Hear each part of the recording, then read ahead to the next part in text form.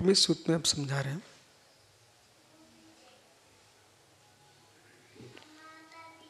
क्रोध जो है संपूर्ण ज्वालाओं में महाज्वाला, अंतरंग बहिरंग प्रीति का नाश करने वाली। क्रोध से प्रीति का क्षय होता है, क्रोध से प्रीति का क्षय होता है। कितनी तुम घनिष्ठ हो, कितनी घनिष्ठ हो, एक दिन की क्रोध से तुम्हारी घनिष्ठता में आँच आती है। अग्नि कितना मोटा कपड़ा ऊपर लगाओ चंदू बाप, नीचे चूल्हा जलता है यदि उस कपड़े के तंतु जलते हैं, वो वस्त्र कमजोर हो रहा है। ऐसे समझिए एक दिन की गुस्सा से अरे प्रीति के तंतु जलते हैं, ये ज्ञान होना चाहिए। इसलिए गुस्सा नहीं करना चाहिए, न कनिष्ठों पर न ज्येष्ठों पर। और जितने आपके पास के लोग होंगे उनका कोप तुम्हारे नाश का कारण बनेगा। जितने पास के लोग होंगे उन पर किया गया क्रोध तुम्हारे विनाश का कारण बनेगा। व्यवहारिक दृष्टि से, परमार्थ दृष्टि से।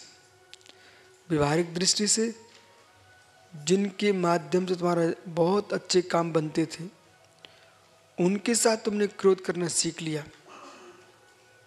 अब तुम थोड़े दिन बाद देखना टुकड़े हो जाएंगे, और टुकड़े होंगे जितने तुम्हारे उच्च कार्य थे सब नष्ट होना प्रारंभ हो जाएंगे। और ऊंचाइयां जो थी, जो गगन का चुंबन ले रही थी, वे अग्नि पर सो जाएंगी। आप कहीं भी झांक के देख लो, कहीं भी झांक के देखो, प्रीति से काम बनते हैं, क्रोध से काम बिगड़ते हैं। चाहे प्रकट करके क्रोध करें, चाहे चेहरे पे लाके प्रकट करें। कुछ लोग गुस्सा करते नहीं दिखते पर दूसरे काम करना बंद कर देते हैं, तो समझ जाइए ऐसा हुआ क्यों है। हुआ क्यों ऐसा? क्रोध के कारण प्रीति का क्षय हो रहा है। कुछ फोड़े बाहर उठ के आते हैं, कुछ फोड़े ऊपर नहीं उठते, अंदर गला देते हैं। एक बार गुनौर में निर्णय सार को फोड़ा हो गया। वो ऐसा हुआ कि छोटा सा दिखे तो वो ज्यादा उपचार कुछ किया नहीं, अंदर ही अंदर। अब जब उनको दर्द हुआ तो वहीं वैद्य आया, उसने देखा, ऐसे हाथ लगा, बोले तो गहरा हो चुका है। उसने दबाया तो कितना ढेर सारा मवाद निकला।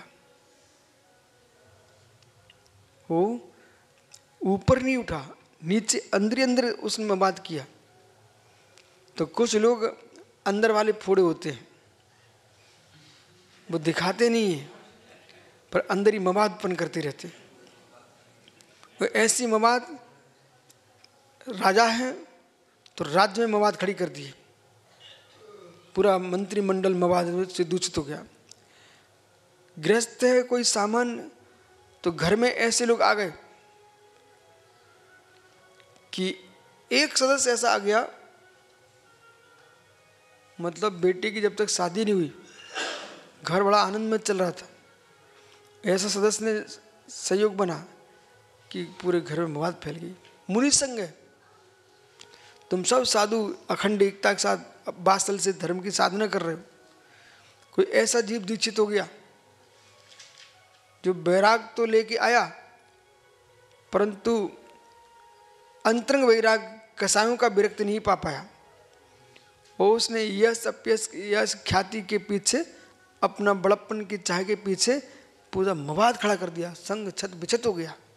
ऐसा हुआ देश में, होते रहते, पूरे संघ का नाश कर देते लोग।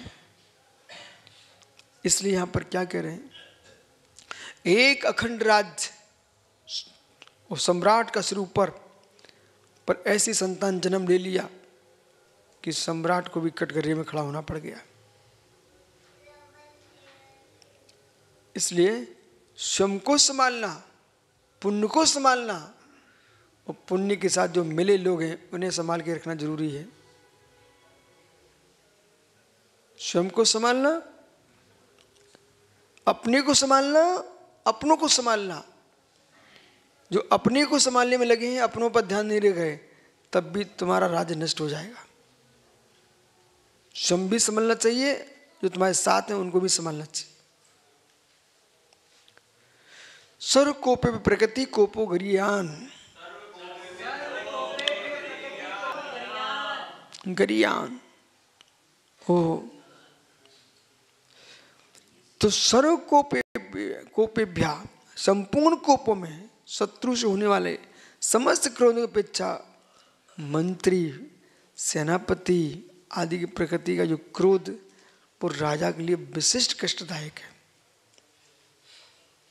जैसे मुनि संघ है, आचार्य हैं, ठीक है ना, बहुत सारे मुनिराज हैं, और कुछ तुम्हारे बहुत नजदीक हैं, मंत्री, सेनापति, इन जैसे आपके साथ रह रहे हैं।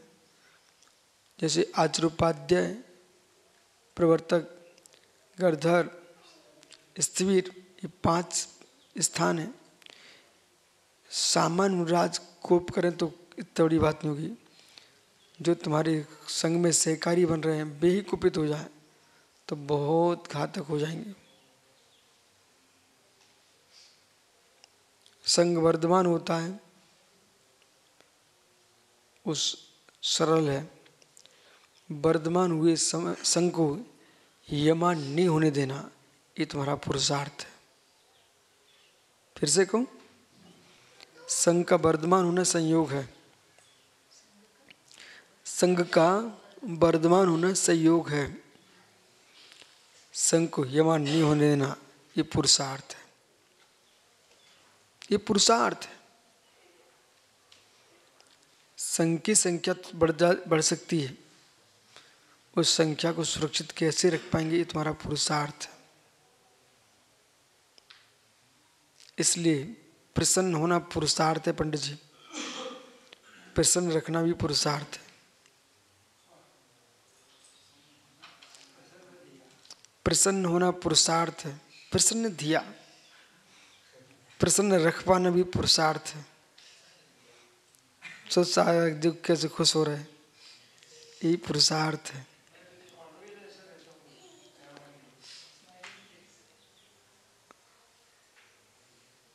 महाराज जी ऐसे मुस्कुराते रहना, मुस्कुराने वाले की समाधि अच्छी होती है।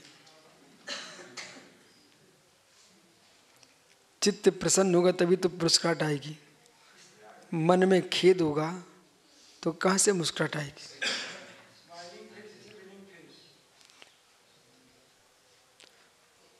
जब तक बिहार चलता रहा ना, महाराज की आंखों में आंसू गिरते रहे सुब्रत सागर। कल मिलते ही वे भावुक हो गए, बोले गुरु मिल गए, टप टप आंसू टपकने लगे। ये संवेग भाव, धम्मे धम्मे फलम में हर्षो हंति संवेगो, ये संवेग, समझ गए। संवेग निर्वेग के साथ रहता है, संवेग प्रसन्नता प्रकट करता है, निर्वेद आंसू ढकवा देता है। तो संपूर्ण कोप जो है ना, प्रकृति कोपो गरियन, वो सबसे